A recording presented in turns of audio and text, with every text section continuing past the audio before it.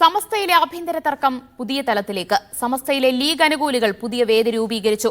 ഉമർ ഫൈസി മുക്കത്തെ മുഷാവറയിൽ നിന്ന് പുറത്താക്കുക, സുപ്രഭാതത്തിലെ വിവാദ പരസ്യത്തിനിടയാക്കിയവർക്കെതിരെ നടപടിയെടുക്കുക എന്നീ ആവശ്യങ്ങൾ നേതാക്കൾ ഉന്നയിച്ചു. സമസ്ത ലീഗ് ബന്ധത്തെ എതിർക്കുന്ന വിഭാഗത്തിനെതിരെ പ്രചാരണം നടത്താനും കോഴിക്കോട് ചേർന്ന യോഗത്തിൽ തീരുമാനം.